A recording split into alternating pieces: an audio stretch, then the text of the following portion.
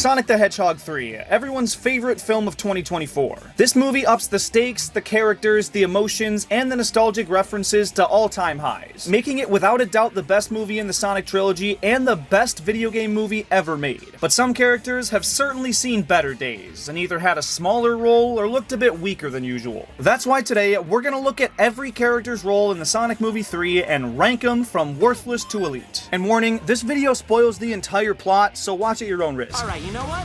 Time to light the afterburners.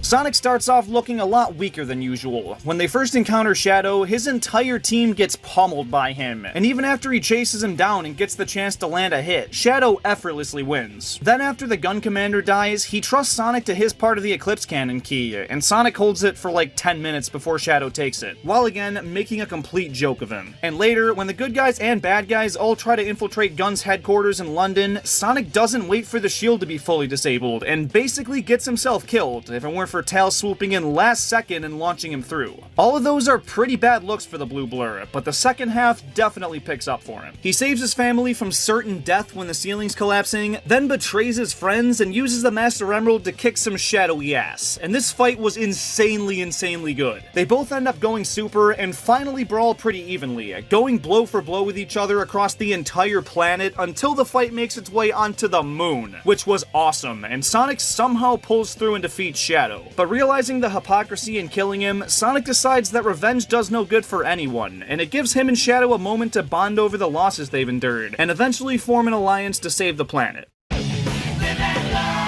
Cue an excellent recreation of Sonic Adventure 2's final boss, and the two of them holding off the cannon's ray just long enough to only mess with the moon. Sonic, however, overexerts himself and goes plummeting toward the planet unconscious, prompting Tails and Knuckles to dive after him and teleport to safety. He makes some mistakes and in the end is only the second most powerful Hedgehog, but his growth throughout the movie from not standing a chance against Shadow to defeating Super Shadow is pretty substantial, and of course, earns him a spot in Elite. Good work. Who am I?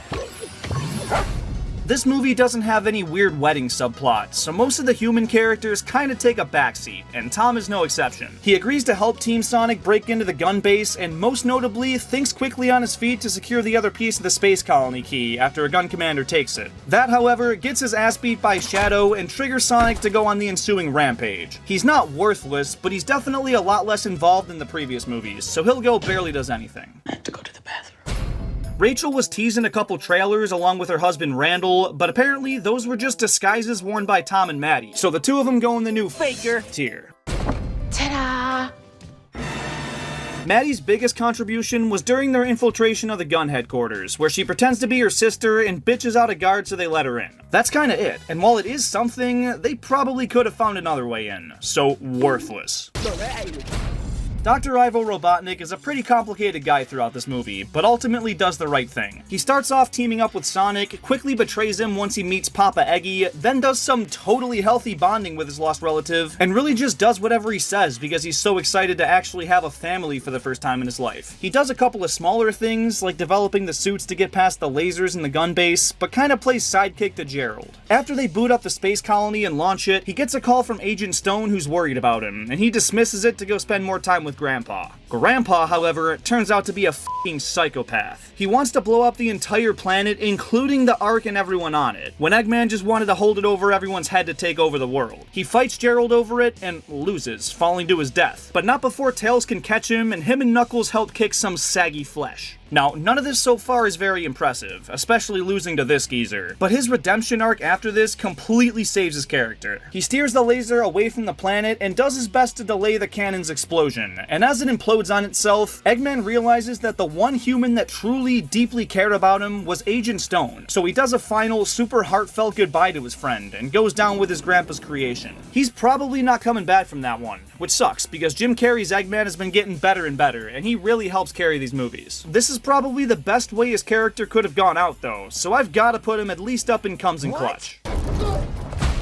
Agent Stone was actually more useful than ever in this movie. At the start, Eggman's in a really bad place, and Stone's the only one doing anything. When Team Sonic gets attacked by drones at the Chow Garden, a mysterious motorcycle zooms through and disables them all, which allows the heroes to get out pretty efficiently. Then when they follow it, the figure takes them to Eggman's hidden base, reveals himself to be Stone, and gets the Doctor back up on his feet. After that, he doesn't do much, but that phone call I mentioned earlier actually had him trying to warn Eggman about what Gerald was planning to do, and it could have prevented any of it from happening if Eggman just didn't ignore him. And then yeah, that super emotional moment at the end between him and Eggman was really sweet, and I'm curious to know what they'll do with him going forward now that Eggman's gone. In this movie though, I'm gonna put him in Comes in Clutch. I enjoyed his character a lot more than I thought, and a lot more than I did previously, and he definitely has his moments.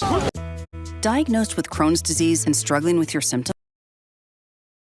And a lot more than I did previously, and he definitely has his moments. Wade Whipple. I was not expecting them to work in the fact that he's Knuckles' trainee warrior, but they did. Knuckles apparently trusted him with the thing he values most, and he gives it up like it's nothing. Have you tried their never-ending pasta bowl? The Gun Commander Walters, Olive Garden guy, wasn't a character I was expecting to put on this list, but this movie made me hate him so much that I simply had to. You know how Shadow was all pissed off for being locked up for no reason for 50 years? Yeah? Well, that decision was made by this guy. He's an asshole, and is the main reason Shadow wanted to wreck the planet. Also, he f***ing dies right in the beginning, and his likeness is what almost got Tom killed. So, mega worthless. Tails contributed pretty consistently throughout the movie, but right at the end screws over his chances of a great placement. So Shadow kicks his ass in the beginning, then again when they check out Gerald's old lab, but his pouch of rings is what got him out of that black hole, which was pretty clutch. He then hacks into the force field around the gun base and allows Sonic to get in, but after he tries too early and is gonna get fried, Tails picks him up and throws him. But I'm sorry, there's no way that stopping Sonic's momentum and then pushing him forward got him there any faster. Pretty sure Tails just launched him to his death, but I didn't make the movie. And he really doesn't do much after that until rescuing Eggman, like I said. But after Sonic falls to his death and he's sent to go save him with a ring, he passes out on the way down, and now they're both gonna die. It takes Knuckles going down there himself to pull them all to safety, but come on, he's used to flying. Did he run out of breath or something? I thought he was an alien. I wanted to give him Clutch tier, but after being the exact opposite of Clutch at the very end, I gotta toss him and barely does anything. Pika Pika! Knuckles was humiliated most when they confronted Shadow, but he consistently delivers from that point on. After things go awry in the gun base, Knuckles was the last resort element that comes crashing in to cause commotion and get the heroes out of gun captivity. He does just what he's supposed to, but after Shadow gets away with the key, Sonic's livid and wants to go take the emerald to kill Shadow, and Knuckles is the one to stand up to him and say no. They almost get into a full-on brawl, but Knuckles makes his perspective apparent and lets Sonic go and try to get the emerald from Wade. I was kinda hoping they'd fight, but that would either end in Knuckles losing, which is bad for the ranking, or Sonic losing, which wouldn't have allowed the final act to commence. So I guess this was kinda the best way to handle it. Him trusting Wade with the emerald though, kinda dumb. However, him and Tails pull through to stop Gerald, and Knuckles is the guy to save both his pals. He comes in clutch big time at the end, so he deserves a spot up there. You're a colorful bunch. Shadow is without question the strongest character in this movie. Sure, he loses to Sonic in their big fight, but for the other 99% of the runtime, he's doing whatever he wants. Taking on waves of guards, no problem. Taking on Sonic, Tails, and Knuckles all at once? Pfft, piece of cake. Handling your emotions? Okay, maybe not that. His backstory was handled really well, and his actions all make a lot of sense. He's a very easy character to sympathize with. Him changing sides at the end felt really impactful and set up for a hell of a finale. And he was able to hold off the laser much better than Sonic, even going on to push the cannon far enough away to save Earth, and surviving the impact in the post-credit scene. So more movie Shadow is a go, and it's gonna be great. He's gotta go. Elite! In the saggy flesh.